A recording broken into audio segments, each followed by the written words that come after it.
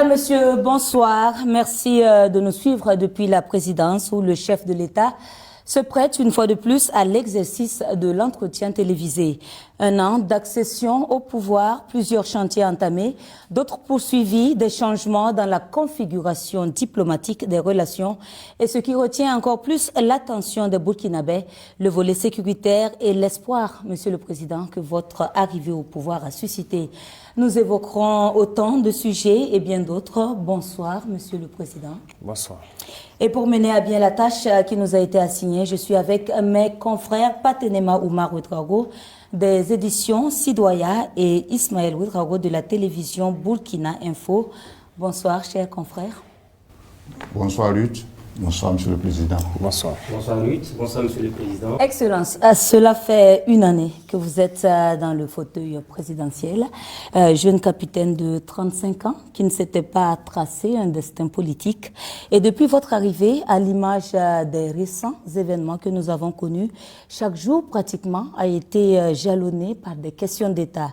Excellence, comment est-ce que vous vous sentez aujourd'hui et comment est-ce que vous vivez tout ceci?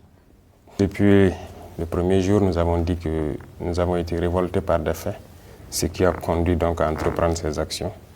Le peuple a bien voulu, depuis ce jour, nous confier donc la destinée de cette nation, chose que nous assumons pleinement. Certes, ce n'était pas l'objectif, comme vous l'avez signifié, mais la mission est sacrée, on nous l'a confiée et nous avons juré de mener à bien cette mission. Donc, on se sent de plus en plus réconforté tant que le peuple est avec nous. Et cette mission va la mener à bien. Les derniers événements, Monsieur le Président, c'était les 26 et 27 septembre, avec notamment ce qui s'est passé au Burkina Faso. Vous avez fait un tweet en disant « Je rassure de ma détermination à conduire la transition à bon port, en dépit de l'adversité des différentes manœuvres. » Alors, comment vous vivez ces événements, ces multiples rebondissements contre votre pouvoir? Il faut d'abord signifier que, comme je dis, l'itinéraire emprunté est difficile. Nous avons une lutte à mener contre l'impérialisme. Et l'impérialisme, ce n'est pas uniquement ceux qui sont à l'extérieur, c'est surtout les valets locaux sur place. Ce sont des choses que nous vivons depuis le premier jour. Mais bon, on s'était dit que c'est logique. Lorsque nous nous sommes révoltés, 2 mois, 3 mois, certains peuvent ne pas être contents. Jusqu'à 6 mois, on observait. Mais à un moment donné, il faut que les gens arrêtent. Ça continue, on a mis en garde plusieurs fois. Et on ne peut pas concevoir qu'un an après que le peuple ait choisi son itinéraire, que nous sommes dans une nouvelle configuration, que des gens s'opposent à cela. Est-ce à dire que c'est la tolérance zéro désormais contre toute personne qui s'aventurerait à déstabiliser votre pouvoir? Ne dites pas notre pouvoir, je dirais toute personne qui voudrait, c'est-à-dire se mettre en travers de la marche de ce peuple-là. Il n'y aura pas de sentiment. Ça, c'est terminé. Nous avons assez sensibilisé, nous avons assez parlé aux gens. Et voilà. Ce n'est pas comme si on ne les connaît pas. Nous les connaissons. Certains sont venus ici, nous les avons dit. On vous flatte. L'impérialisme n'a pas d'amis. Peut-être que certains se sentent obligés parce qu'ils ont peut-être des serments qu'ils ont prêtés avec les impérialistes et il les faut aller au bout. C'est fini. C'est fini. Monsieur le Président, des sous-officiers, des officiers aujourd'hui, est-ce que toutes ces arrestations ne montrent pas qu'il y a un malaise au sein de notre armée au Burkina Faso? Pas de malaise. Ce sont des individus manipulés. Voilà. Il n'y a pas de malaise. Les hommes se battent au front. Il n'y a aucun malaise. Et si vous regardez ceux qui sont dans ces situations-là, ce n'est pas forcément des gens venus du front. Donc des Burkinabés se battent. On ne peut pas concevoir que d'autres qui sont à l'arrière, ils se permettent de rentrer dans certains projets. Et en fait, il faut reconnaître que les impérialistes, ils sont très malins.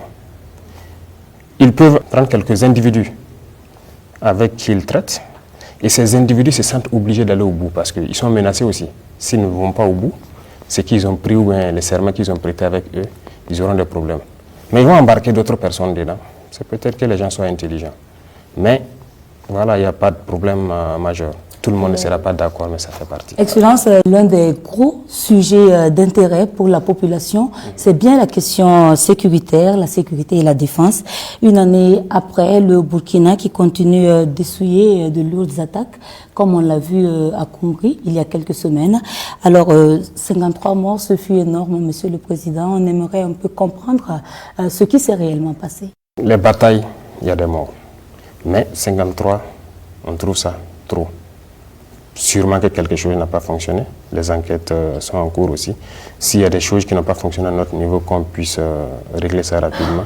Mais il faut reconnaître que Combri, c'était une action audacieuse. C'était très audacieux parce que c'est une zone qui a été abandonnée, qui était sous contrôle terroriste. Donc, vous savez très bien, depuis 2021, personne n'y a mis pied. Il faut y aller. Toutes ces zones où on est absent depuis des années, nous allons y aller. Ce sera des batailles très dures, il faut s'y attendre, mais nous sommes là pour ça. Il faut qu'on y aille. Alors, pour rester dans cette région, Tangaï, c'est une des communes rurales qui a été reconquise il n'y a pas très longtemps, avec à la clé l'installation d'une base militaire et même le retour des populations. Sur le terrain, vous pourrez le constater. Voilà. Il y a des choses même que nous voyons souvent qui ne nous plaisent pas forcément. Parce qu'il arrive que certains communiquent, on a reconquis tel village, les gens ont rejoint.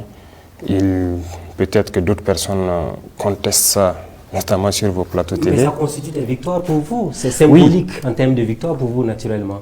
Je suis d'accord, oui. Mais vous voyez ce qui se passe. Lorsqu'il y a ce débat-là, d'autres disent oui, c'est reconquis, d'autres disent non.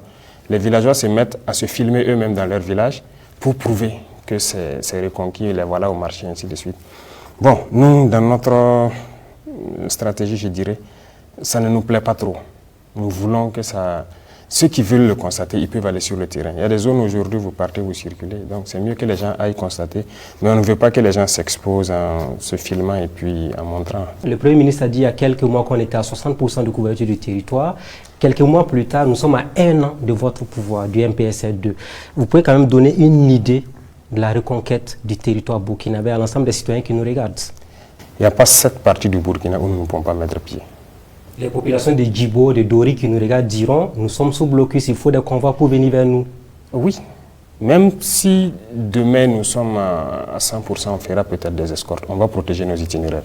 Parce que c'est une guérilla, c'est une guerre. 2, 3, 4 individus sortent et voilà, commettent des dégâts sur quelques camions et puis ils disparaissent. Et voilà, donc on va toujours protéger nos itinéraires, on va toujours escorter nos commerçants et tous ceux qui se déplacent. Alors l'une des plaintes, c'est le temps que ça met. Je prends l'exemple de la ville de Nouna qui a été ravitaillée rien que le mardi, mais là on a mis pratiquement 1 mois pour ravitailler cette localité-là. Bon, peut-être le délai est dû peut-être aux conditions du terrain. Avec la saison, peut-être c'est pas facile. Et la planification des missions, donc dans ces situation-là, ce n'est pas aussi simple.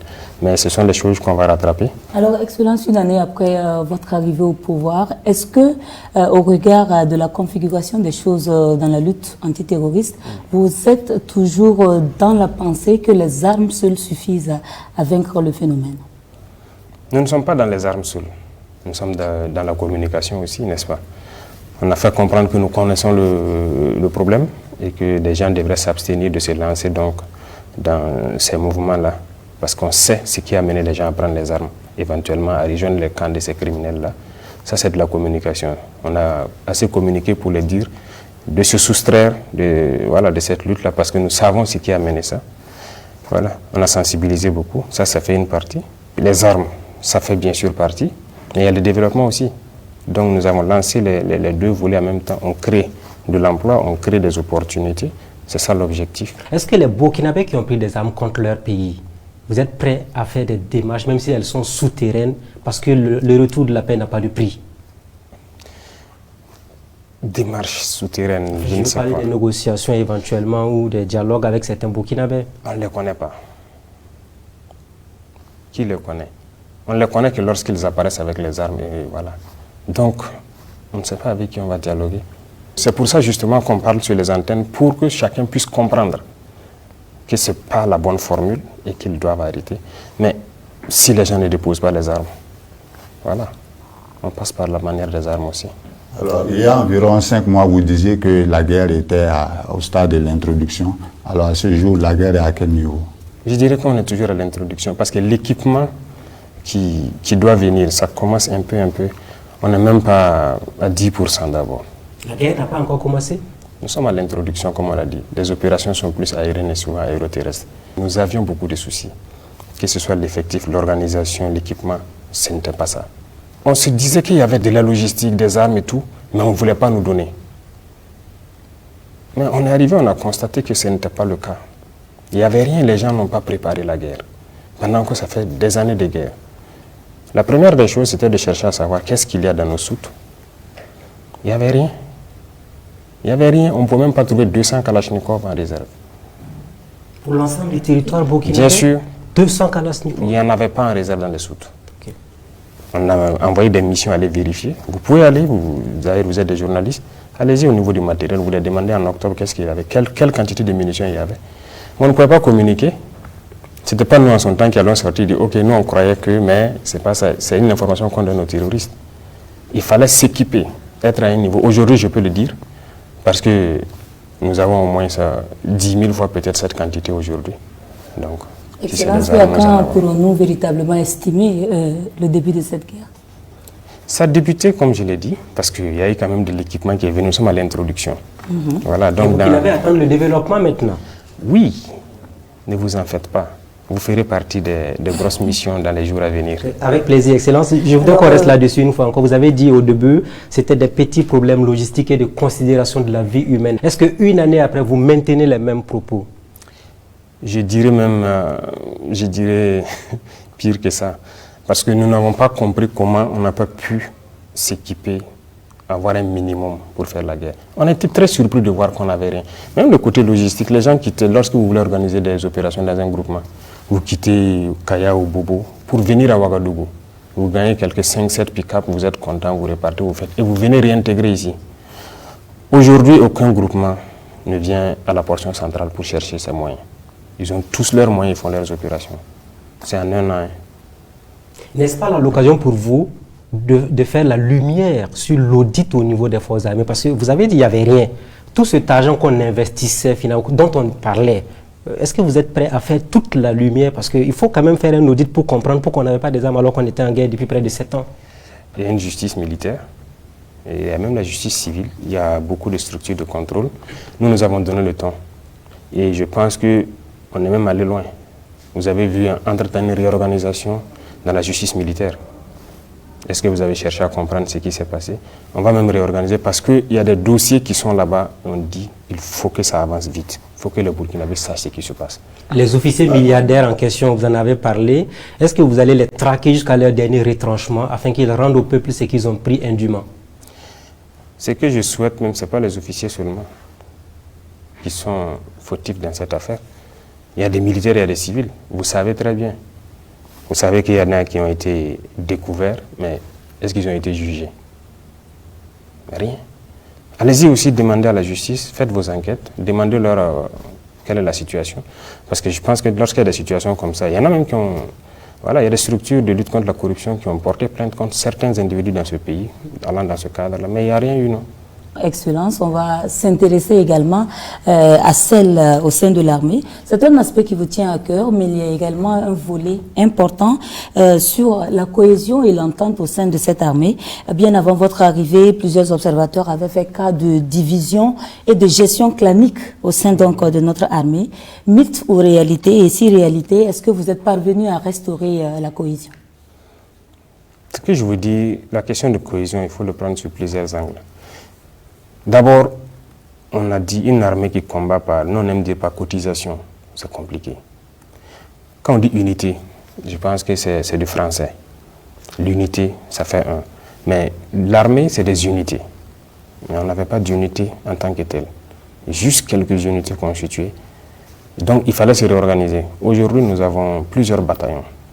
Des hommes qui sont ensemble, qui se connaissent très bien et qui travaillent ensemble. Ça, déjà, la cohésion commence par ça. Lorsque vous êtes ensemble, vous vivez ensemble, vous affrontez les terrains ensemble, vous ne pouvez qu'être unis. Donc nous sommes dans cette phase et tous les combattants sont unis. Ils sont dans des unités et ils sont en bonne cohésion. Ce que vous entendez un peu par-ci par-là des problèmes de cohésion, je dirais que ce n'est pas des problèmes en tant que tels.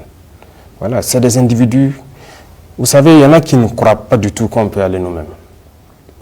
Pour vous dire clair, lorsque nous avons décidé de nous séparer de certains partenaires, il y a des officiers qui ont carrément écrit, les fiches sont là, d'autres sont venus nous voir, on ne va pas tenir un mois. En fait, ils sont pessimistes, ils ne croient même pas en eux. Donc ces gens vont véhiculer des messages, voilà, en ville et tout, il y a problème de cohésion, on n'est pas d'accord avec ça. Non, on tient. Quel avenir pour la gendarmerie nationale? Comme vous êtes là, vous pouvez le dire publiquement devant les citoyens. Elle va exister, il n'y aura pas de projet éventuellement au niveau de la gendarmerie? Qu'est-ce que la gendarmerie a fait de mal? S'il y a des individus à la gendarmerie qui font du mal au peuple, ils vont répondre. Voilà. Si demain c'est toute la gendarmerie, je ne peux pas vous dire aujourd'hui, mais pour l'instant, c'est quelques individus à l'intérieur de la gendarmerie qui sont manipulés. Donc vous le rassurez, la gendarmerie ne sera pas dissoute comme le disent certaines langues. Qui vous a dit ça? Beaucoup de choses se disent. C'est une guerre de communication, c'est une guerre psychologique.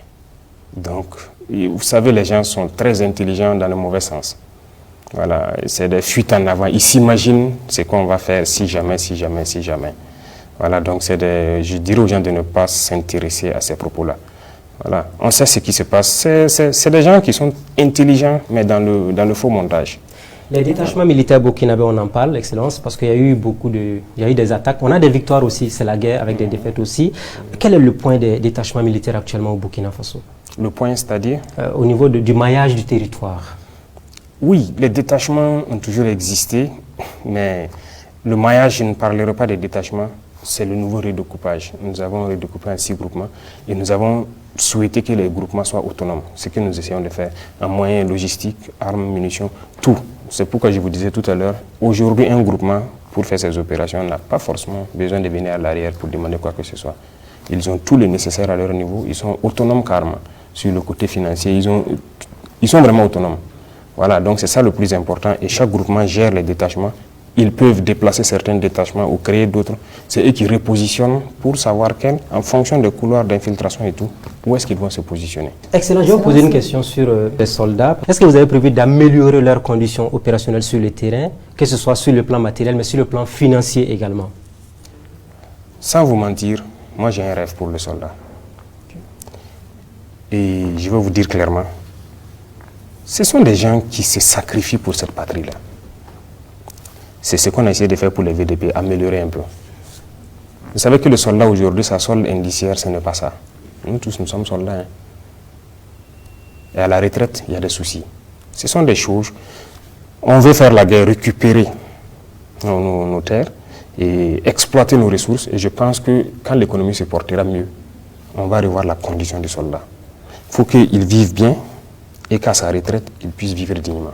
Voilà, même les questions de logement et tout, on y réfléchit, on a déjà beaucoup de plans. Et pour ce qui concerne également les VDP? Nous avons déjà fait un petit effort. Je pense que les VDP n'étaient pas payés à ce coût-là. Vous étiez à 20 000, vous êtes passé à 60 000 aujourd'hui. Voilà, c'est largement au-delà du SMIC. Et on compte aller plus loin. Voilà, mais je dis, tout dépend de la situation économique du pays. Plus on reconquiert et qu'on arrive à entretenir l'économie, voilà pourquoi je dis les deux vont ensemble. On va améliorer leurs conditions. Les VDP, ce sont des gens, c'est des civils comme vous, qui ont quelques jours de formation, mais ils acceptent d'aller se sacrifier.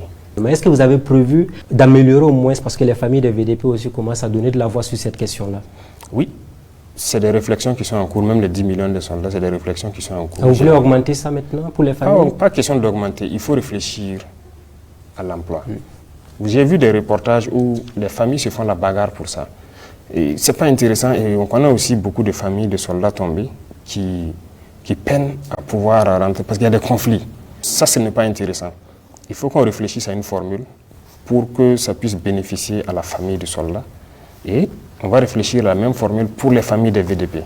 Une formule juste qui ne va pas heurter les sensibilités africaines parce qu'il ne faut pas que l'argent soit objet de division. Excellence, l'opinion s'intéresse également à la coordination du travail sur le terrain entre FDS et VDP parce que de plus en plus, on a le sentiment que les VDP tombent beaucoup plus au front.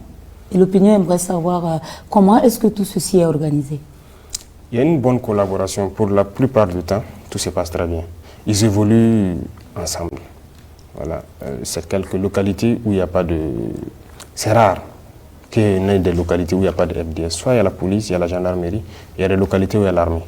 Donc ils sont encadrés sur la plupart des opérations.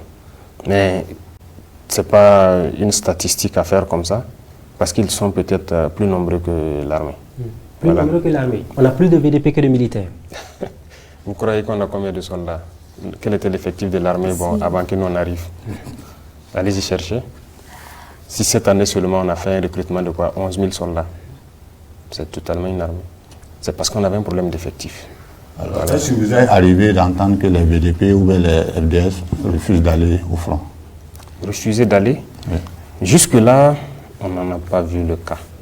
Je pense qu'ils sont plus motivés à partir. Quand on a commencé la formation des VDP, et il y a quelque chose même qui se passe qui est très intéressant depuis qu'on a commencé à former les VDP nationaux et tout. Il y a des militaires même qui veulent évoluer aux côtés des VDP, qui veulent aller avec eux. Et il y a beaucoup de bataillons mixtes qui sont en constitution actuellement. Et ils s'entraînent. Il y a des militaires et VDP ensemble, ils s'entraînent durement et ils partent. Donc il y a de l'engouement quand même. Et quand on veut les envoyer quelque part, voilà, ils n'hésitent même pas. Actuellement, tous ces VDP qu'on a recrutés, formés, vous savez qu'au début, on se disait qu'ils n'allaient pas supporter le gilet et tout ça là. Bon, quelqu'un qui n'est pas habitué, qui n'est pas... Voilà, ça peut faire bizarre. Mais ils ont demandé à avoir les gilets casques. Certains croyaient qu'on n'allait pas avoir pour tout le monde parce qu'on a vu la polémique se monter. Tous ont des gilets, des casques, des trucs de protection, tous. Et ça les motive en fait, tout ça, à se lancer. On a des jeunes qui dorment à la place de la nation, qui ont même lancé des messages au capitaine Traoré pour dire « Nous, on veut défendre notre pays, la pluie, le vent nous trouve là-bas ». Vous êtes au courant de ces jeunes-là? Qu'est-ce que vous avez prévu pour eux? Oui, je crois qu'entre-temps, on m'a rendu compte, je ne sais plus, il y a 1 mois de cela ou 2 mois, qu'il y a des jeunes justement qui dormaient donc, à la place de la nation pour défendre. L'instruction a été donnée donc de les prendre et on m'a rassuré, soit ils ont fini leur formation, ou ils sont toujours en formation. On les a récupérés, mais bon, on avait des gens de patienter parce qu'on allait lancer encore. Voilà. Mais je ne sais pas s'il y a toujours de l'affluence. Voilà. Mais il faut reconnaître que les Burkinabés sont engagés pour défendre leur terre. C'est ça le plus important et c'est cet éveil-là qu'on cherchait. Les gens ont compris et on rend grâce à Dieu. Et aujourd'hui, que peut-on faire comme point du recrutement et de la formation des contingents? Oui, je vous disais que cette année seule, quand on prend l'armée des terres, on est à 11 000 qu'on a recrutés. La plupart sont en MCO. Ce qu'on dit MCO, c'est les phases avant l'engagement. Ils font une mise en condition opérationnelle, c'est-à-dire un entraînement particulier intensif. Donc, quand ceux-là vont s'engager, voilà, on pourra passer au développement. Côté gendarmerie, il y a eu des gendarmes auxiliaires qu'on a décidé de recruter. La première vague a fini 1400, il y a au moins 1500 encore, donc ils étaient 3000 en tout. Côté eaux et forêts aussi, vous avez dû remarquer, il y a un recrutement spécial de 4000 qu'on a lancé. Même au niveau des policiers, je pense que vous avez vu leur réorganisation. Voilà, on a regroupé en Goumi. Voilà, c'est ce qu'on appelle le groupement mobile d'intervention, qui sont déployés un peu partout, à qui je rends hommage d'ailleurs au passage, qui sont engagés, fortement engagés, parce qu'avant ils n'avaient pas peut-être un certain type d'équipement qu'on refusait de les donner. Actuellement, ils ont tout. Donc voilà, on recrute et on réorganise et on avance. L'Assemblée nationale a donné son quitus pour l'envoi d'un contingent au Niger. Alors est-ce que cela ne contribue pas à disperser les forces au niveau du Burkina? Non. Je pense que le débat s'est tenu là-bas et les arguments ont été assez suffisants. Lorsque vous devez défendre le périmètre de cette table, vous ne restez pas normalement sur la table pour défendre. Vous partez au-delà. Si on avait soutenu le Mali depuis les années 2012, si on avait soutenu le Niger, vous croyez que le terrorisme serait arrivé là? Je ne pense pas. On est resté bras croisés, ça n'arrive qu'aux autres. D'ailleurs, c'est ce que beaucoup d'États autour font aussi. Je crois que ça ne va pas les arriver. Non, on fait des erreurs. D'abord, donc sur ce point seulement, la meilleure manière donc de se défendre, c'est d'aller un peu au-delà. C'est d'ailleurs l'argument que certains États occidentaux avancent, qu'ils viennent ici pour combattre le terrorisme, pour que ça n'arrive pas chez eux. Et l'autre chose, c'est quoi? C'est un peuple frère qu'on veut agresser. Il n'y a pas de raison que nous restent les bras croisés.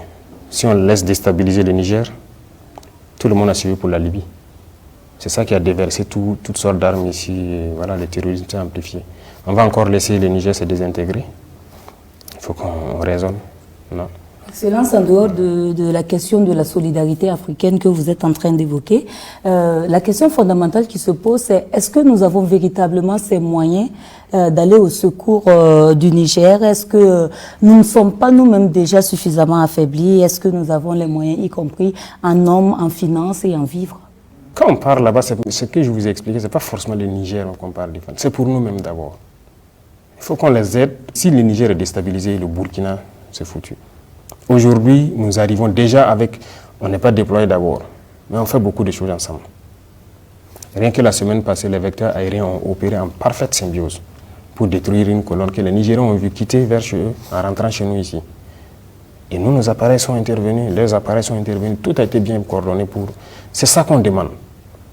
Et il faut qu'on s'aide comme ça entre pays voisins. Et finalement, qui paiera cette note? Qui paiera? Cette note? Non, ce n'est pas une note particulière. De toute façon, sur notre territoire, on fait des opérations. Il n'y a rien de particulier si les soldats se retrouvent de l'autre côté de la frontière pour faire la guerre. Le 16 septembre 2023, donc, il y a eu la création de l'AES, l'Alliance des États du Sahel. Est-ce là un processus vers la fin de la CEDEAO ou le retrait de ces trois pays de la CEDEAO pour une certaine autonomie? L'AES, c'est une défense en commun. Nous avons décidé d'unifier nos espaces. Aujourd'hui, peu importe la situation au Niger, aussi au Burkina ou au Mali, on peut bénéficier l'un comme l'autre du soutien de ce partenariat-là. Donc c'est ça d'abord le plus important pour nous, parce que nous, ce qui nous préoccupe, c'est la question de sécurité, nous sommes en guerre, et c'est ça qui nous préoccupe d'abord. Le reste, ça viendra. La CEDEAO et l'AES? La CEDEAO est là. Jusqu'à preuve de contraire, on n'a pas quitté la CEDEAO. Mais l'AES est une alliance de défense. Que peut-on retenir de l'état de nos relations avec la Côte d'Ivoire lors des changements intervenus au Niger et avec les différentes décisions de la CEDEAO? On a vu deux pays qui ont adopté des postures totalement différentes. Il n'y a pas de problème particulier. Je pense que même demain, les peuples burkinabés et ivoiriens, on est ensemble. Hein. Il n'y a aucun problème. Mais les politiques peuvent différer, comme sur ce cas précis où ils ont décidé, les politiciens ont décidé une certaine posture. Nous sommes dans une certaine posture. Mais de toute façon, voilà, chacun réfléchit. Le souci, c'est la population qui paye le coût, qui prend le coût. Jusqu'à preuve de contraire, ça n'affecte pas la population. Je pense que certains pays ont décidé d'aller intervenir au Niger. Ouais, ils peuvent y aller. Ça n'affecte pas la population. Nous avons aussi décidé de protéger nos frères nigériens. Donc, on va renforcer leur armée en cas d'agression. Voilà, c'est le peuple nigérien que nous... Parce que lorsqu'il y a une agression armée, il y a forcément des dommages.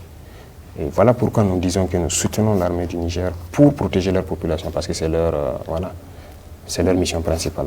Le cas ivoirien est toujours un instant, Monsieur le Président. Est-ce que depuis que vous êtes président, vous avez reçu du matériel ou de l'argent de la Côte d'Ivoire? De quoi? De l'argent ou du matériel de la Côte d'Ivoire, de façon transparente? Alors, du matériel, oui. Il était question de faire une opération à nos frontières communes. On n'avait pas assez d'armes pour équiper notamment toutes les unités qui étaient là-bas, parce que nous on avait des commandes, mais on avait des soucis.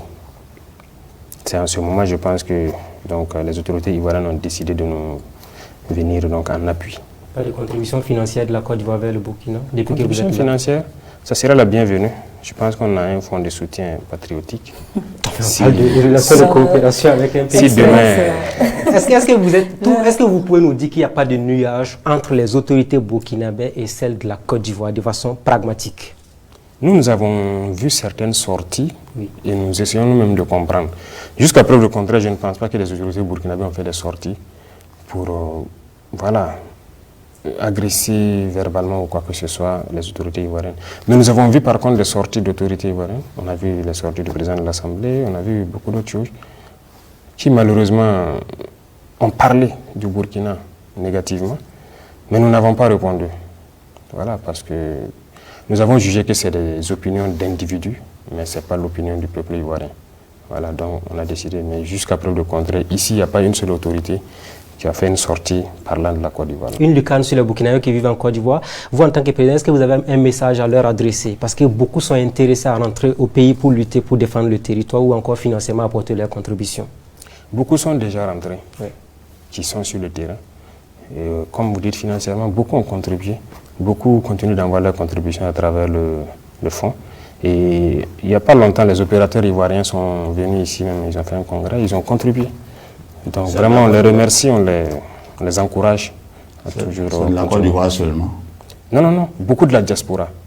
Ça, il faut le reconnaître. C'est ce que j'ai dit, nous avons beaucoup apprécié le réveil. Le réveil, voilà, l'éveil de conscience et tout. Les gens aiment leur pays, ils aiment leur patrie, et peu importe où ils sont, ils pensent toujours au pays. Ça, moi, j'ai beaucoup apprécié. Et cette année seulement, si vous comptez le nombre de fois, ceux de la diaspora qui ont eu des congrès ici, c'était vraiment très bien. Et à chaque fois, ils viennent et ils contribuent. Donc, ce n'est pas la Côte d'Ivoire seulement, tous les Burkinabés de l'extérieur, on les salue. Monsieur le Président, quelques faits marquants de notre diplomatie, c'est la cristallisation des relations entre le Burkina Faso et la France et notre rapprochement avec la Russie. C'est ce que nous sommes en train de travailler véritablement à être autonomes, ou est-ce que nous sommes en train de travailler à nous faire encore chapeauter par un autre maître entre guillemets? Un autre maître, c'est trop dit. Je ne pense pas que dans l'histoire de la Russie, par exemple, la Russie n'a jamais colonisé un pays ici. Vous êtes d'accord avec moi? Vous connaissez un seul pays en Afrique ici que la Russie a colonisé? Ou partout ailleurs? Donc, il ne faut pas comparer d'abord les deux. Les vérités d'hier peuvent toujours être celles d'aujourd'hui. Pas évident, mais c'est pour vous dire que nous avons suivi l'évolution de notre pays avec un partenariat. Aujourd'hui, nous sommes dans la guerre, nous avons aussi suivi. On a jugé que ce n'est pas sincère. On arrête. Pourquoi depuis 1960 jusqu'à aujourd'hui, soi-disant indépendance, vous savez bien qu'il y a beaucoup de mots. Ça ne va pas. On produit beaucoup, on a toutes les richesses, mais pourquoi ça ne va pas? Il y a quelque chose qui ne marche pas. Nos matières premières sont exportées. À les transformer, on revient nous vendre encore avec... donc on exporte en quelque sorte nos emplois et toute notre richesse. Sur le plan économique, rien ne va. Sur le plan défense, on a vu avec la guerre, rien ne va. Pourquoi il faut continuer? On change de partenariat. Qu'est-ce qui garantit que la Russie sera mieux que la France à l'avenir? Les Russes suivent très bien ce qui se passe en Afrique. Et c'est parce qu'ils sont aussi anti-impérialistes que nos esprits, je peux dire nos idées convergent. Voilà. Déjà, quand vous prenez nos équipements ici, la plupart de nos équipements sont russes. La plupart. Ils acceptent de nous vendre tout. Et vous avez vu un équipement, je dirais français peut-être ici? Il n'y en a pas beaucoup. Quelques-uns. Aujourd'hui, dans cette guerre, comme on le dit, cette année, nous avons fait l'expérience. On refuse de nous vendre, par exemple, beaucoup d'États impérialistes refusent de nous vendre ce qu'ils disent, ce qui est létal. Des canons qui se montent sur avion, on refuse de nous vendre. Et voilà. Et avec la France, il y a beaucoup de choses qu'on souhaite payer, mais ils ne vont pas nous donner la licence. On ne va pas nous vendre. Et même avec les Américains, on a eu des soucis. Donc, les terroristes doivent avoir une arme, ils nous tirent dessus. Bon, nous, on ne doit pas avoir ce qui tue. C'est des gaz lacrymogènes, c'est autre qu'on peut nous vendre. Je ne sais pas. Si nous sommes en guerre et que nous avons des populations qui meurent, on veut se défendre, et vous refusez de nous vendre ce qui est létal, vous n'êtes pas nos amis. Monsieur le Président, on va parler des réformes politiques et institutionnelles. Alors, à quand la levée de la suspension des activités des partis politiques? La suspension, ce n'est pas de plein gré. Vous avez vu, c'est une question de sécurité d'abord. On ne souhaite pas que les gens commencent des activités politiques et qu'on soit amené à déployer des forces pour sécuriser. Parce que je pense qu'il y a eu le cas dans un pays voisin où des politiciens ont voulu faire une rencontre et des gens sont venus s'en prendre à eux. Voilà. Et ça nous a interpellés. On dit, bon, c'est difficile, nous on veut employer la force à autre chose. Aujourd'hui, je vous disais que beaucoup d'unités sont constituées. Vous voyez que vous ne voyez pas trop de policiers dans la rue comme ça. Hein. Voilà, on est concentré sur la guerre, on ne peut pas encore se partager pour sécuriser beaucoup de... Il y a trop de partis politiques. Est-ce que vous craignez les partis politiques au Burkina Faso? Craindre pourquoi? S'ils reprennent leurs activités avec éventuellement des mobilisations, on n'a pas fini. Non, ça on ne craint pas. Je vous dis que c'est le peuple qui décide. Vous êtes sûr qu'il y aura de la mobilisation? Non, ce n'est pas ce qu'on craint. Donc si vous n'êtes pas sûr, pourquoi vous ne les laissez pas reprendre leurs activités sans problème? C'est la question de sécurité, j'ai dit. Si demain on dit à des gens de faire leurs activités et que des gens les agressent. Qu'est-ce que vous direz? Les OSC qui mènent des activités à l'image des partis politiques. Les OSC qui mènent des activités comme quelle activité? Il y a des organisations de la société civile qui soutiennent les marches, comment on appelle ça? Les marches, meetings là? Les meetings et autres. Vous êtes sûr que c'est des OSC? C'est le peuple. Parce que quand vous dites OSC, ce sont généralement des gens qui ont peut-être, voilà, tout le papier. ressenti général est qu'il y a peut-être du 2 poids 2 mesures. Non, c'est un phénomène spontané. Ce n'est pas forcément une OSC qui organise une activité ou truc. C'est un phénomène spontané. C'est la masse populaire qui a compris et qui soutient. Donc là, c'est autre chose. Ce n'est pas forcément une OSC qui s'est levée pour organiser un événement. De toute façon, on a suspendu pour des mesures de sécurité et au besoin, on analyse la situation, on va lever. Qu'est-ce que vous avez pour intention d'assainir justement cette vie politique-là? Et si oui, comment est-ce que vous comptez procéder? Bien sûr, on va assainir. Je pense qu'il y a la relecture des textes. Et vous trouvez normal même que quand on prend le nombre de partis politiques au Burkina, vous trouvez normal qu'on ait tous les idéologies pour développer le Burkina. On a besoin de 100 000. Vous comptez donc toucher au multipartisme qui a déjà été consacré? Le multipartisme existera. En tout cas, il y aura des conditions pour pouvoir exercer. Et ceux qui rempliront les conditions exercent. Monsieur le Président, il y a des gens qui manifestent tout le temps, qui vous soutiennent. Et s'il y a des gens qui veulent organiser des marches de contestation de votre pouvoir, est-ce que vous allez les laisser faire? Ce n'est pas mon pouvoir, c'est le pouvoir du peuple. C'est vous qui êtes le président. Oui, mais c'est le pouvoir du peuple. C'est le peuple qui a décidé que nous soyons là. Ça, il faut que vous le compreniez. Et si une autre partie du peuple dit on va manifester contre le pouvoir actuel, est-ce que vous êtes prêt à les accepter? À les accepter, ils peuvent manifester. Il n'y a pas de problème. Ils peuvent manifester. D'ailleurs, ceux qui veulent aller au complot, là, c'est une forme de manifestation, non? Voilà, ils peuvent manifester. Ils sont libres. Est-ce que justement vous pensez à la question de l'organisation prochaine des élections? Notre pari tient toujours. C'est le rendez-vous de juillet 2024?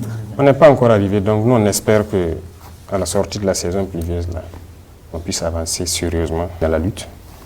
Et voilà, s'il plaît à Dieu. Excellence, ce n'est pas juillet 2024, mais vous le savez, gouverner, c'est prévoir. Est-ce que vous envisagez effectivement de respecter cette échéance de la fin de la transition qui avait été retenue dans la charte? Gouverner, c'est prévoir, très bien. Alors, le premier jour, nous avions fait comprendre aux gens qu'on souhaite juste faire le minimum de temps possible dans cette lutte. Si, par exemple, certains acteurs nous avaient laissé lutter sérieusement, on ne serait même pas à cette étape actuellement. Mais les gens ont décidé de nous rendre la vie dure. Lorsque nous nous sommes rendus qu'il y avait un problème d'équipement, on a commandé beaucoup d'équipements un peu partout. Les pays amis nous ont par exemple envoyé immédiatement nos équipements.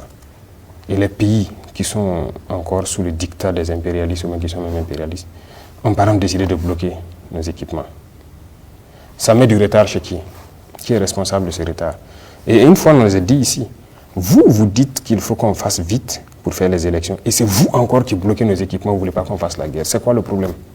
Qu'est-ce que vous voulez? Mais s'ils répondent à cette question, voilà. Est-ce que vous êtes en train de nous dire que tant qu'il n'y aura pas la sécurité, il n'y aura pas d'élection? Il n'y aura pas d'élection qui va se concentrer uniquement à Ouagaï, à Bobo et quelques villes autour. Il faut que tous les Burkinabés choisissent leur président. Il faut que ceux qui vont postuler puissent aller partout au Burkina. Voilà, aller faire leur campagne et tout. Donc, il faut qu'on assure la sécurité d'abord. On ne peut pas se mettre... Mais pourquoi on est venu? On est venu pour la sécurité, pour que le Burkina puisse vivre dignement et tranquillement. Et une fois que ça c'est assuré, les gens pourront circuler librement, aller où ils veulent, faire leur campagne. Et là, permettre à tous les Burkinabés de choisir leur président. C'est ce que nous souhaitons. Donc aller aux élections n'est pas une priorité absolue pour vous pour le moment? Ce n'est pas une priorité, ça je vous le dis clairement. C'est la sécurité qui est la priorité. On parle de réforme politique au Burkina Faso, nouvelle constitution, entre autres, référendum. Est-ce que vous y pensez actuellement? Les textes actuels ne nous permettent pas de pouvoir évoluer sereinement. Qu'est-ce que vous reprochez à cette constitution actuellement? De toute façon, ce que je vous dis dans les jours à venir, la modification partielle, vous allez voir ce que ça concerne. Et on va toucher à un volet. Nous sommes en Afrique. Oui. Peut-être vous ne trouvez pas, nous imaginons par exemple que les différentes confessions au Burkina, les sages, toutes les représentations des différentes ethnies ou tout ça là, vous ne trouvez pas qu'ils puissent donner un avis dans les décisions qui doivent être prises? Parce que cette constitution, c'est uniquement l'avis d'une poignée de personnes éclairées. Mais la masse populaire là, ils ne comprennent pas forcément ce qui se passe. Donc nous souhaitons par exemple faire des ouvertures. Voilà.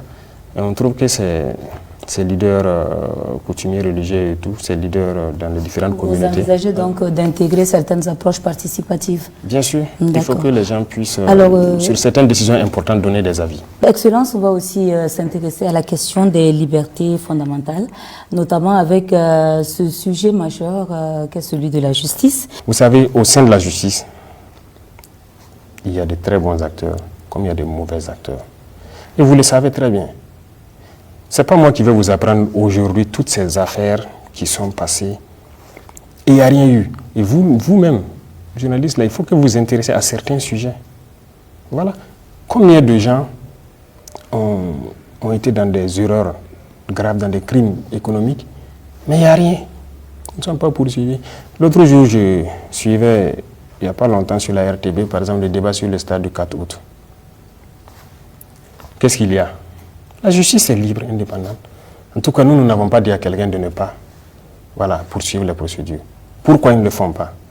Il y a beaucoup de gens qui ont commis des crimes ici, des crimes économiques, qui ont pillé l'argent du peuple, mais qui sont libres. C'est ça qu'on veut régler. Vous vous souvenez, à la rentrée de l'année passée, la rencontre avec les CSM, j'ai dit il faut qu'on change la manière de faire la justice même. Mais il n'y a pas eu de proposition. Il faut que la justice soit pour tout le monde. Voilà moi mon cheval de bataille. La justice doit être pour tout le monde. Il n'y a pas de justice pour des riches, de justice pour des pauvres, non. Vous savez, il y a combien de personnes aujourd'hui en prison qui n'ont pas été jugées? Environ 4000 personnes.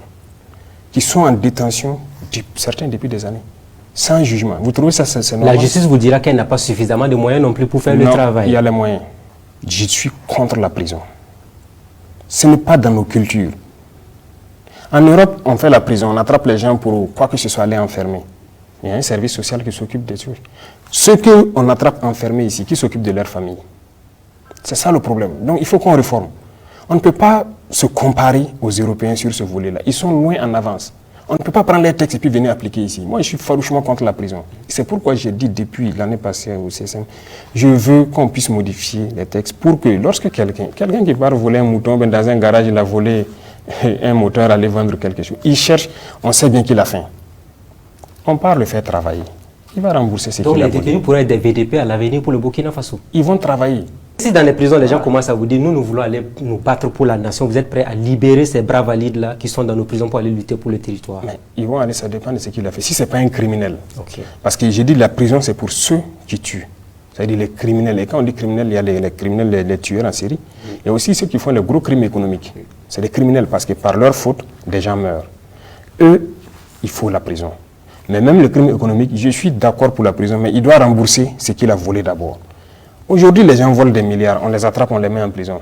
Il accepte purger sa peine, il sort et bouffe ses milliards. Il n'y a rien. Monsieur le Président, on va parler de la radio Omega. C'est vrai que la suspension a été élevée. Alors, est-ce qu'on doit comprendre à travers ce message, ce sophisme, soit vous êtes avec nous, soit vous êtes contre nous? Ce n'est pas ça. Voilà, il ne faut pas prendre ça sur cet angle-là. Les libertés individuelles ne doivent pas primer sur les libertés collectives. Il faut que les gens comprennent ça. Secondo, il faut savoir communiquer. On est en guerre, il faut savoir communiquer. Et il faut pas, soit vous êtes avec la patrie, ou bien vous êtes contre la patrie. Peut-être que d'autres communiquent sans savoir ce qu'ils font. Mais je pense qu'il y a des sessions de formation que je vois souvent, qui sont organisées au profit de vous les journalistes, pour vous mettre dans la communication des guerres. Je pense que chacun doit voir ça. Mais je me dis que les gens font exprès. Sinon, vous suivez les chaînes internationales, lorsqu'il y a un conflit, vous les suivez et vous savez très bien qu'est-ce que c'est que la communication des guerres. Parce que dans la guerre, généralement, vous prenez parti pour une des parties ou pour l'autre. Donc, pourquoi ici, votre pays est en guerre et vous ne pouvez pas soutenir? Moi, je vous dis que en brousse, il arrive que les hommes suivent tout des médias. Il y a des moments où vous pouvez voir quelqu'un énervé toute la journée parce qu'il a vu quelque chose dans un média. Et vous pouvez voir quelqu'un aussi très content parce qu'il a vu quelque chose d'autre. Donc, il faut savoir communiquer en temps de guerre. Nous sommes actuellement en temps de guerre. Est-ce que vous songez, par exemple, à établir de nouvelles règles de fonctionnement des médias? Et subsidiairement, Monsieur le Président, je voudrais savoir si dans l'ensemble, le durcissement du ton du gouvernement à l'endroit des médias est la signification du fait que vous n'êtes pas satisfait du travail général qui est abattu par ces médias. Pas satisfait, ce que je disais, peut-être par méconnaissance pour certains, mais beaucoup font déjà très bien leur travail. Pourquoi on ne reproche pas à tous les médias? Ce n'est pas à tous les médias qu'on fait des reproches. Je vais vous dire quelque chose. La guerre, c'est quelque chose d'assez bizarre. Lorsque on est combattant sur le terrain et qu'on part dans une bataille, il y a deux situations qui peuvent arriver. Vous remportez la bataille sans investir les lieux, ou bien vous remportez la bataille, vous investissez les lieux. Ça veut dire que quand vous investissez, vous pouvez voir tous les dégâts que vous avez causés. L'ennemi que vous avez tué, le matériel que vous allez remporter, en tout cas tous les détails, et vous repartez. Lorsque vous gagnez une bataille et que vous avez tous les détails, c'est de l'extase. Vous êtes très content.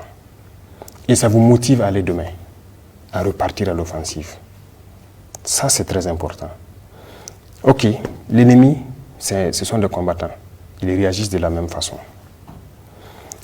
Aujourd'hui, il est très difficile pour eux de venir mener des batailles contre nous et investir les lieux. La plupart du temps, dès qu'ils viennent, ils tirent, ils ramassent leur corps et ils fuient parce qu'ils ne veulent pas rester que les vecteurs aériens viennent les trouver sur place. Ça veut dire qu'ils ne savent pas très souvent qu'est-ce qu'ils ont causé comme dégâts. Lorsqu'on donne à l'ennemi ces informations, ok, vous êtes venu aujourd'hui, vous avez fait tant de dégâts, ça l'encourage à revenir et à reprendre. Et vous savez bien que même ceux-là qui ont créé la liberté d'expression dans leur guerre, il y a des moments où on ne communique pas sur certaines choses. Mais il faut reconnaître aussi que quand même les médias ont beaucoup aidé à améliorer les conditions des soldats sur le terrain. Parce que si ça ne se savait pas, beaucoup de choses, vous êtes président aujourd'hui, peut-être qu'il y a des choses qui se passent sur le terrain dont vous n'avez pas connaissance, et les médias peuvent être là pour critiquer, pour que ça puisse changer dans le bon sens. On préfère que si vous avez une information qui concerne les soldats sur le terrain, que vous puissiez écrire et venir. Venir à quel niveau? La direction du protocole est là. Oui. Vous prenez contact. Votre porte est ouverte à tout le monde, sans problème. À tout le monde. Il y a beaucoup de... Moi, j'ai reçu des journalistes ici, même de Omega. La porte est ouverte. Tant qu'on a le temps, on a la capacité. Ce n'est pas qu'on est contre quelqu'un ou quelque chose, non. Tant qu'on a le temps, on reçoit tout le monde. Si on n'a pas le temps, on vous dit de déposer vos propositions au niveau de la direction. Voilà. Il y a certains à qui on a dit d'écrire leurs propositions et puis venir déposer. S'il y a des choses qui ne vont pas vous... En quoi est-ce que vous partez dire ça? C'est quoi l'objectif? Non. Donc, si les gens ne savent pas, s'il y a des propositions concrètes et que, ou bien il y a des constatations sur le terrain qui concernent la vie des soldats, il ne faut pas exposer ça à l'ennemi. Venez, vous écrivez, vous venez. S'il y a le temps, même on vous reçoit en même temps. Vous exposez la situation et on vérifie. Donc vous n'avez aucun problème avec les médias burkinabés? Aucun. Excellence, il y a aussi la réquisition.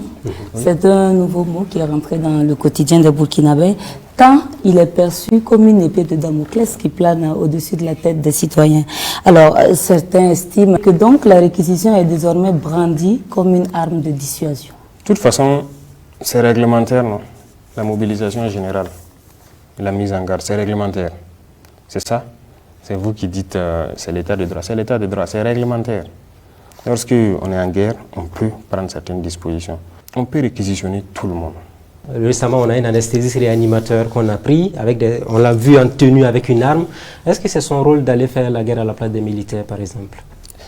Parmi les VDP, je vais vous dire qu'il y a des gens, chefs de projet, en tout cas des entrepreneurs, des gens très bien posés. Ça, ce sont des volontaires. J'arrive, qui se battent. Leur rôle premier, ce n'était pas ça. Mais ils ont vu la nation en péril. Ils ont décidé de s'engager. Ça, c'est du patriotisme. Ceux qui n'ont pas ce courage de le faire, encouragez donc ceux qui se battent d'une certaine façon.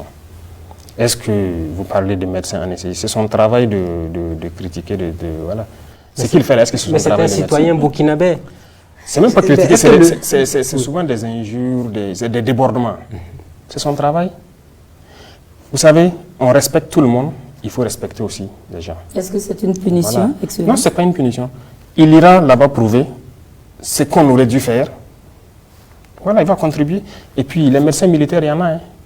Ou bien, qui dit qu'il ne peut pas servir là-bas? Voilà pourquoi on tient à ce qu'il soit même entraîné au maniement un peu des armes avant de partir.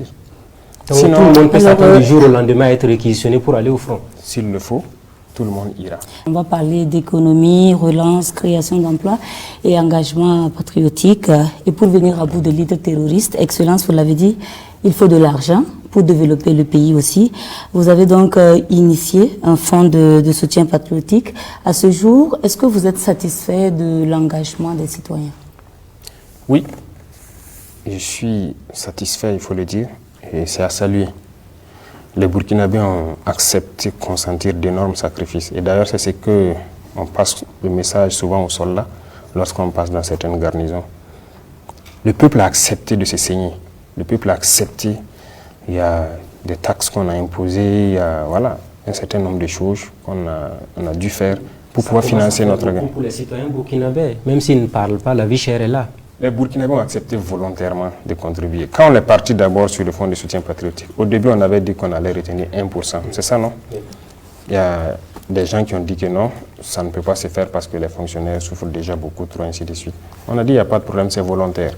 Dans le volontariat, là, vous savez combien de fonctionnaires sont venus souscrire? D'autres même demandent à ce qu'on prenne plus que 1%. Nous on dit, on rend grâce à Dieu. Et tout ce qu'on a fait, en termes de taxes et autres, les Burkinabés ont accepté. Parce qu'ils ont compris que personne ne viendra financer cette guerre. D'ailleurs, même avec tout ce qu'on récolte, voilà qu'on veut payer, c'est certain, ils bloquent notre argent. Mais il faut qu'on sauve le pays. Et les gens ont compris ça, c'est à saluer.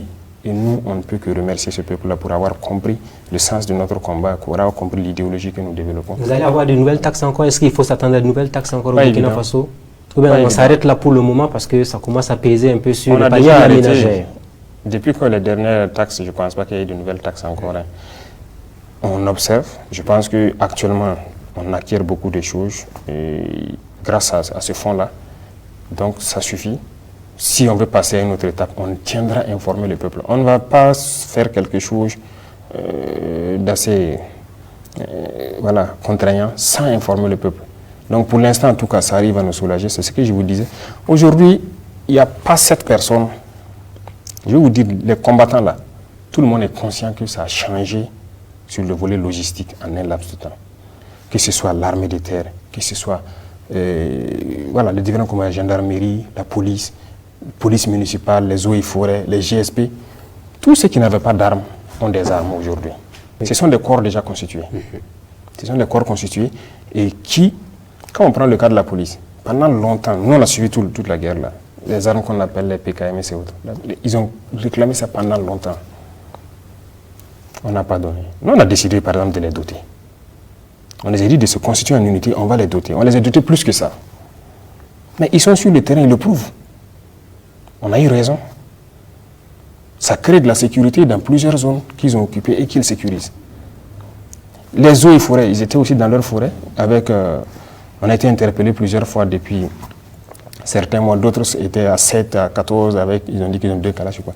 Aujourd'hui, ils sont tous équipés. Ils rentrent en bourse avec les BDP. Ils sont contents. Ça fait quoi? Ça fait plus de sécurité pour les citoyens. Voilà. Ça, c'est important. Parce que lorsque quelqu'un est en tenue dans une zone assez turbulente et qu'il n'a pas le minimum pour se garder lui-même, c'est compliqué. Donc, voilà pourquoi on a assez misé sur ça. Les équipements, et même la logistique, les moyens roulants et tout. Vraiment, tout ça, c'est au compte du peuple. Ça fait estime également qu'on ne part pas chercher l'argent là où on peut en trouver suffisamment, notamment dans les dossiers de crimes économiques et aussi au niveau de certains travailleurs qui semblent plus nantis que le commun des travailleurs. On ira chercher où il faut. Concernant les crimes économiques, moi je vous dis de repartir, ceux qui font les unités d'investigation, repartir voir la justice pour qu'ils sortent les dossiers et qu'ils jugent. Et la dette intérieure, parce qu'il y a beaucoup d'entreprises aujourd'hui qui souhaitent qu'on paye la dette intérieure et relancer l'économie burkinabé. Ça a commencé, je pense qu'il n'y a pas trop de retard. Voilà, le Trésor règle ça, en tout cas au fur et à mesure. Je suis ça. Voilà, c'est vrai, on avait mis un frein à un moment donné parce qu'il fallait vraiment s'équiper. Vous ne savez pas ce qu'on a vécu pendant un temps donné, mais bon, c'est assez compliqué. Quand vous recrutez, par exemple, on a lancé pour les VDP, on fait rentrer 5000 VDP et vous vérifiez pour voir si on peut les équiper tous. Et vous vous rendez compte qu'il n'y a rien. Qu'est-ce que vous faites? On va les former, les laisser sortir, on va les tuer. Parce que s'ils repartent chez eux, on va les tuer. Il fallait les équiper en urgence. Donc ça fait qu'on a dû bloquer un peu certaines factures au niveau des entreprises pour payer de l'équipement en attendant de mettre en place le fonds. Le fonds est mis en place maintenant, ça fonctionne. Donc je pense que les entreprises, en tout cas beaucoup, sont en train d'être soulagées. Oui, mais certaines entreprises demandent à ce qu'elles soient exonérées de certaines taxes compte tenu de la situation. Exonérées? Non. D'abord, même les taxes que nous on a instituées, la plupart, quand ce soit la boisson ou autre, la téléphonie, ce n'est pas les entreprises, hein. C'est les citoyens qui payent. Pour l'instant, on n'a pas touché une entreprise proprement dite. C'est les citoyens qui payent. Lorsqu'on a augmenté le prix de la boisson, c'est augmenté chez vous aussi, non? Bien sûr. Vous avez mis également en place l'actionnariat populaire en appelant à l'engagement de tous. Et récemment, vous étiez à Bobo pour la pose de la première pierre d'une usine de transformation de la tomate. Peut-on en déduire que l'initiative se porte bien? Oui. Une fois de plus encore, moi je dis, on rend grâce à Dieu que les gens aient compris l'esprit qui est derrière cette idéologie-là. Les dévanciers ont parlé beaucoup de ça, d'autres ont voulu initier, mais c'est un système qui a été combattu. Pourtant, c'est un système qui marche. Nous, ça nous fait mal de voir aujourd'hui. Vous êtes déjà allé sur un site d'orpaillage, oui, voir dans quelles conditions les jeunes Burkinabés travaillent. Le courage qu'ils ont de faire ça. Par exemple, on veut semi-mécaniser ça un peu, pour qu'au moins ils puissent soustraire le maximum de leur labeur et que ça puisse aller de façon un peu plus mécanique. Ça fait partie des missions de l'APEC.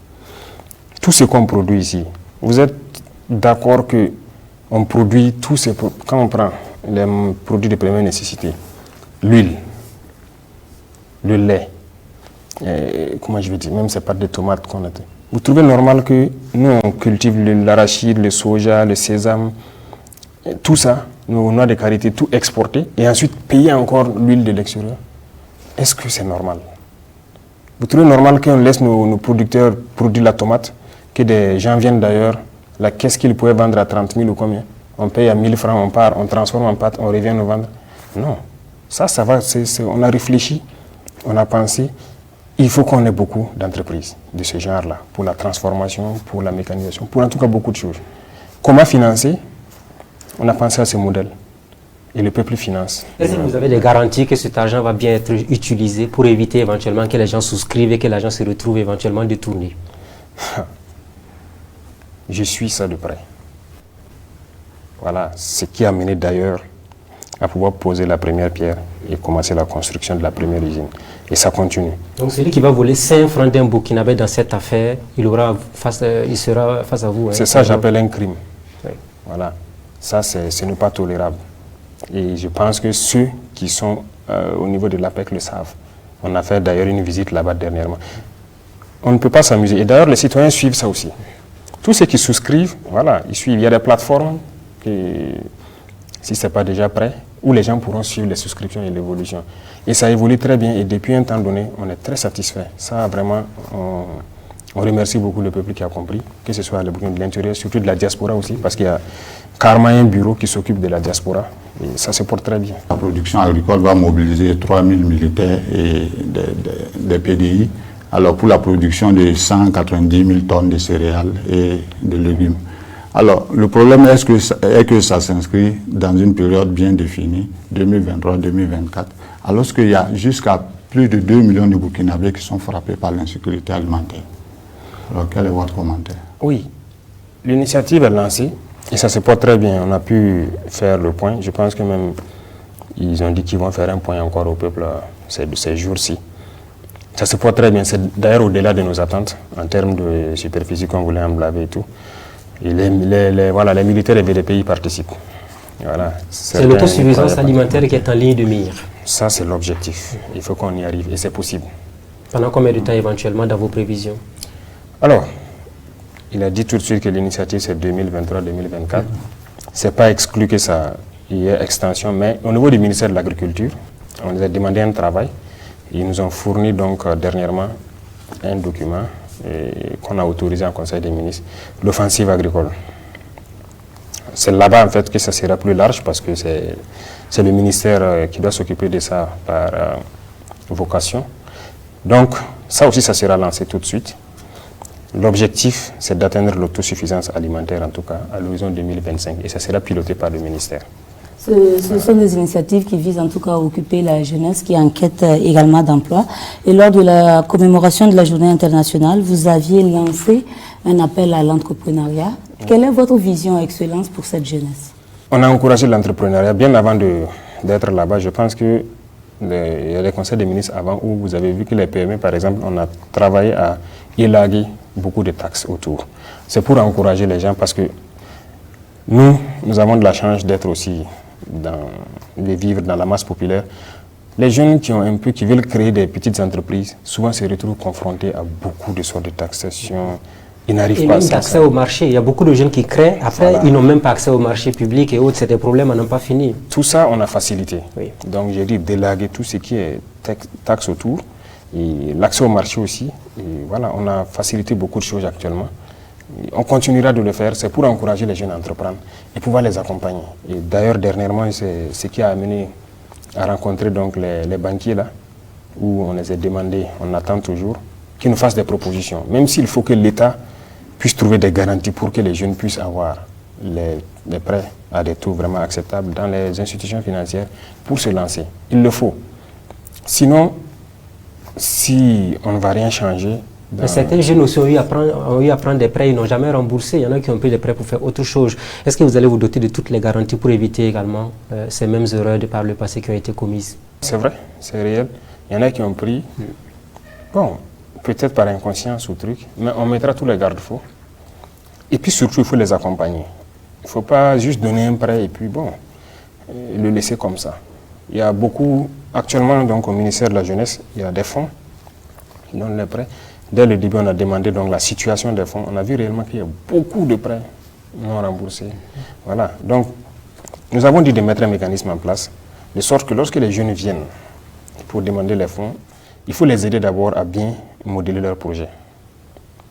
Une fois que ça c'est fait, il faut les accompagner. Donc, il y a beaucoup de structures qui sont mises en place, que le ministère est en train de mettre en place. Vous avez suivi, pour accompagner donc ceux-là qui amènent les projets. Il ne s'agit pas de les donner les fonds et il se débrouille. Il faut l'accompagner, il faut le conseiller, il faut le guider et les trouver des débouchés aussi. Donc c'est ce travail-là qu'on est en train de faire pour que ce soit un tout.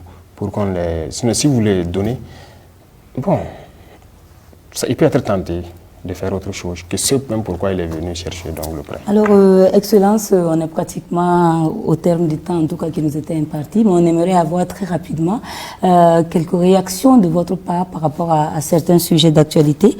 Tout à l'heure, on a évoqué le cas du stade du 4 août, 11 milliards comme somme initiale, des travaux engagés, non homologués par la FIFA, beaucoup à refaire et bien évidemment, une facture qui va s'agrandir avec ce que nous avons comme amenuisement de nos ressources financières. Qu'est-ce que ça vous fait comme ressenti lorsque vous entendez toutes ces choses? Non, c'est peinant. Je pense que ce n'est pas le seul cas. Il y a beaucoup de situations comme ça, des marchés qui ont été passés, voilà, des montants pas possibles et puis le travail. Vous avez vu la route de Koudougou par exemple. Ça existe dans ce pays-là. C'est ce que là encore j'interpelle voilà, nos amis de la justice, de s'auto-saisir de certaines questions et de faire la lumière. Là, on a demandé toute la situation au ministre, qui nous a amené clairement la situation. Et je pense qu'il a été sur à la RTB, non? Voilà, ils ont eu un débat où il vous a dit clairement non. Ça n'a rien respecté comme procédure. On ne sait même pas. Mais nous, on attend aussi d'être éclairés. Est-ce que les gens vont aller en prison pour ça? Ça dépend de la justice. Parce qu'on m'a dit que des gens avaient été interpellés, auditionnés et puis relâchés. Monsieur le Président, le souci était qu'il avait même du mal à pointer du doigt les principaux responsables. Il n'y a pas du mal. Si les gens font des enquêtes, il y a des responsables qui étaient là. Qu'on les interpelle. Il y a forcément un responsable. Lorsqu'il y a une dépense au niveau du gouvernement, il y a un responsable forcément. On ne peut pas... La dépense ne s'est pas faite toute seule. Donc, il ne faut pas... Si les agents n'ont pas été mêlés et que ça a été fait dans une bulle, il faut qu'on retrouve cette bulle-là. Qui a fait et a ordonné? C'est tout. Donc moi, j'invite les gens à aller jusqu'au bout, qu'ils continuent les enquêtes et qu'ils disent la vérité au peuple. Qui a fauté, qui a dilapidé de l'argent parce que la CAF n'était pas au courant.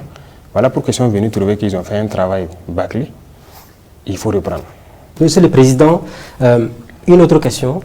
La presse avait fait cas de la lettre de votre prédécesseur Paul-Henri Sandaogo Damiba qui souhaite rentrer. Vous avez reçu la lettre de Damiba en question? Oui. Il veut quoi exactement? C'est comme vous l'avez dit. Rentrer au pays. Est-ce que vous allez lui faciliter la tâche pour qu'il rentre au Burkina? On n'a pas dit à quelqu'un de quitter le Burkina. Ça, il faut qu'on soit clair là-dessus. Donc, il est libre de rentrer quand il veut. Nous, on n'a pas de garantie pour ça. Des garanties? Quelle garantie? C'est un citoyen. Donc, il rentre au pays quand il veut. Certains étaient partis avec lui, ont compris après, ils sont revenus. Mais lui aussi, il peut revenir quand il veut. Une année après votre arrivée au pouvoir, est-ce que on peut espérer à ce que vous fassiez, vous procédiez à la mise en place d'un gouvernement d'union nationale? Parce qu'on voit que, en tout cas, il y a certains caciques ou certaines compétences, certaines anciennes compétences qui ont été mises à l'écart jusque-là. Est-ce qu'on peut espérer que vous élargissiez en tout cas votre choix en matière d'hommes pour vous accompagner dans la gestion de ce pouvoir? Il y a beaucoup de compétences au Burkina. Nous, on les découvre au fur et à mesure. Donc, il n'y a pas une compétence unique. Il y a beaucoup de compétences. Donc, je ne pense pas qu'on doit être figé sur certains individus. Si on doit prendre en compte toutes les compétences, peut-être que chaque semaine, on va changer de gouvernement. Mais un an après, est-ce que vous vous dites c'est bon que j'essaie de revoir mon équipe? Ce n'est pas une histoire de un an. À tout moment, c'est combien de mois après on a fait le premier remaniement? À tout moment, on a des objectifs qu'on donne. Si ce n'est pas atteint. L'autre question, Monsieur le Président, est-ce que vous pensez à l'après-présidence du Faso? Vous avez dit au début que vous n'aimez pas le pouvoir parce que c'est des problèmes. Un an après, est-ce que vous dites que cette affaire-là finisse vite pour que moi je reparte dans ma vie militaire sans angoisse, sans contrainte? C'est comme vous l'avez dit, en venant ici, nous, on n'est pas venu dans cet objectif.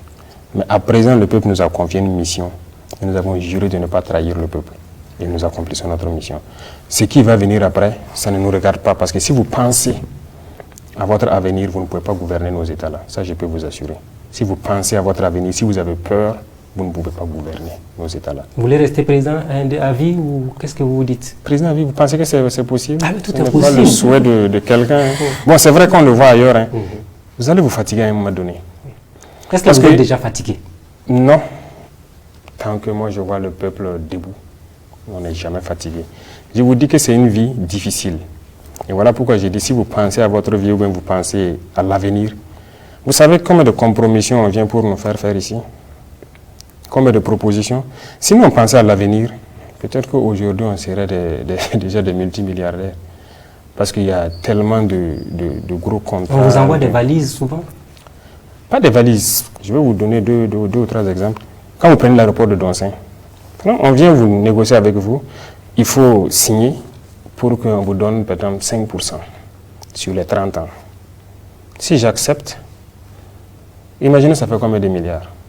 On ne va pas hypothéquer l'avenir de notre patrie là pour ça. On n'est pas venu pour ça.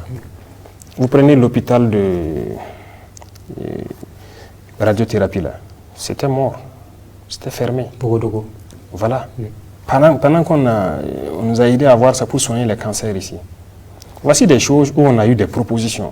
Et puis c'est des Burkinabés, hein, des milliardaires burkinabés qui sont venus nous faire des propositions voilà. Si on les donne pour qu'ils en fassent une clinique, on aura, c'est sur toute la vie, hein, tel pourcentage dedans. On dit non, nous on veut réouvrir ça pour que ça serve aux Burkinabés. On a eu beaucoup de visites, on a eu beaucoup de propositions. On dit on ne veut pas. Et c'est réouvert actuellement. On soigne gratuitement les cancers des enfants. Cancer de prostate et de sein, c'est gratuit. C'est les autres cancers qui sont payants. Il y a beaucoup d'autres cas comme ça. Donc c'est pour vous dire, si vous pensez à l'avenir, vous, votre propre avenir, vous ne pouvez pas diriger nos États. Il y a la pression. On vous fait toutes sortes de pressions, des menaces, du tout. Mais nous sommes là pour le peuple. Donc vous avez des insomnies au quotidien? Insomnie? Pas d'insomnie. Parce que nous n'avons pas peur. Vous n'avez pas peur? Non. Excellence, une année après être arrivé dans le fauteuil présidentiel, d'adresser un mot à l'ensemble de la population avant qu'on ne referme donc ce temps d'échange. Le mot qu'on peut adresser, c'est remerciement. Remerciement pour la confiance placée en nous et remerciement pour la confiance placée à l'idéologie que nous sommes en train de développer. Remerciement pour leur esprit panafricain, parce qu'il faut reconnaître que le peuple, si nous sommes dans un esprit de révolution panafricaine et que le peuple soutient, ils sont dans le même esprit. Donc nous ne pouvons que les remercier pour tout ce qu'ils font. C'est une confiance qu'on a. Sinon, on n'aurait pas lancé la PEC et puis avoir des souscriptions. On n'allait pas lancer les fonds de soutien et avoir des souscriptions. Le peuple a eu confiance en nous. On peut les rassurer que nous n'allons jamais briser cette confiance. Et on ne peut que les remercier et les demander de rester en veille et surtout de rester à l'écoute des vraies informations qui puissent provenir donc, voilà, de nous. Et parce qu'il y a souvent trop de fausses rumeurs qui peuvent amener les peuples à commettre l'irréparable très souvent. Et donc, ce qu'on peut donner comme conseil, c'est de faire attention aussi à ces réseaux sociaux et qu'on continue à se faire confiance. Lorsqu'il y a une information qui est là, on pourra le leur donner clairement et qu'on puisse avancer sereinement dans la construction de notre patrie là, voilà, avec tout le monde. Merci donc, Excellence, pour cet entretien qui a duré plus d'une heure d'horloge et qui s'est voulu en tout cas sans tabou. Nous espérons que les Burkinabés y ont trouvé réponse à leurs préoccupations. Merci à mes confrères Patenema Ouetraogo des éditions Sidoya et Ismaël Ouetraogo de Burkina Info. Madame, Monsieur, merci de nous avoir suivis et à très bientôt.